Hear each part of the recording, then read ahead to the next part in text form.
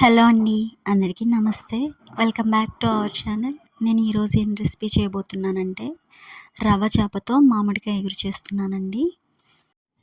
ఈ సీజన్‌లో దొరికే పచ్చి మామిడికాయతో ఇలా ఒకసారి ట్రై చేయండి.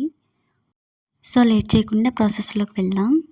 ముందుగా శుభ్రంగా కడిగి పెట్టుకున్న చేప ముక్కల్లో 2 స్పూన్స్ కారం, రుచికి తగినంత సాల్ట్, పావు టీ స్పూన్ పసుపు, 1 స్పూన్ ఆయిల్ కూడా వేసుకొని ఇవన్నీ చేప ముక్కలకి పట్టేటట్లుగా మొత్తం మిక్స్ చేసుకోవాలండి.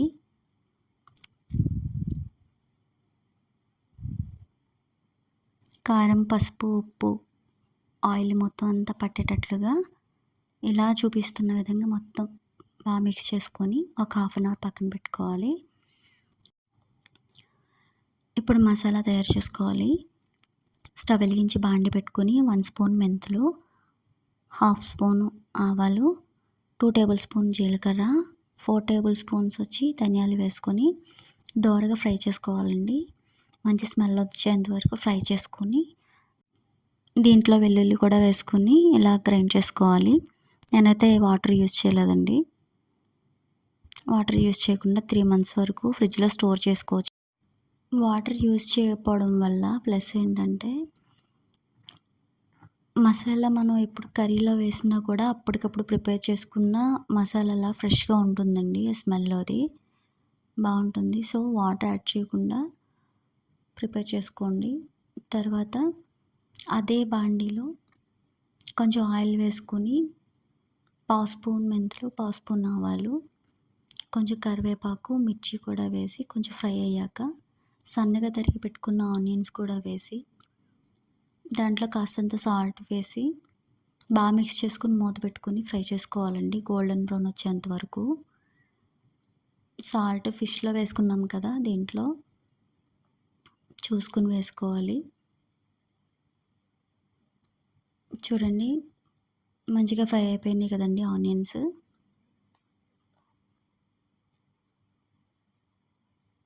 ఇప్పుడు ముందుగా ప్రిపేర్ చేసి పెట్టుకున్న చేప ముక్కలను కూడా దీంట్లో ఒక్కొక్కటిగా మొత్తం వేసుకోవాలి.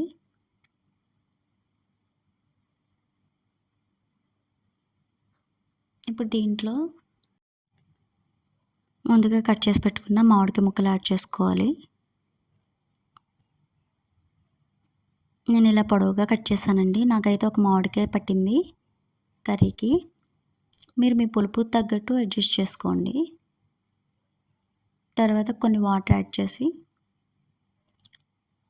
మొత్తం అంతా కలిసేలా ఒకసారి కదుపుకోవాలి కర్రీని. గరిటె పెట్టి మాత్రం తిప్పకూడదండి, ముక్కలు చెదిరిపోతాయి. ఇలా కలుపుకున్న తర్వాత మూత పెట్టి కొద్దిసేపు కర్రీ ఉడికించుకోవాలి.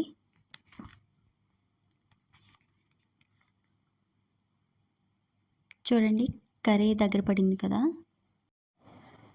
ఈ స్టేజ్లోనే మసాలా యాడ్ చేసుకోవాలి. 2 స్పూన్స్ మసాలా వేసానండి. వేసాక మొత్తం అంతా ఒకసారి కలుపుకొని కొద్దిసేపు ఉడకనివ్వాలి. బేసిక్గా చిన్న చేపల్లోనే ఎక్కువగా మామిడికాయ వేసి కర్రీ చేస్తారండి. బట్ ఇలా ట్రై చేయండి ఒకసారి. ఇలా పెద్ద సైజు రవ్వ చేపలో మామిడికాయ వేసి కర్రీ చేసి వడ్డించండి. మళ్ళీ మళ్ళీ ఇదే కావాలంటారు. సో, ఫైనల్గా కర్రీ రెడీ అయిపోయిందండి. కొత్తిమీరతో గార్నిష్ చేసుకుంటే ఎంతో రుచికరమైన రవ్వ చేప మామిడికాయ ఎగురు రెడీ అండి.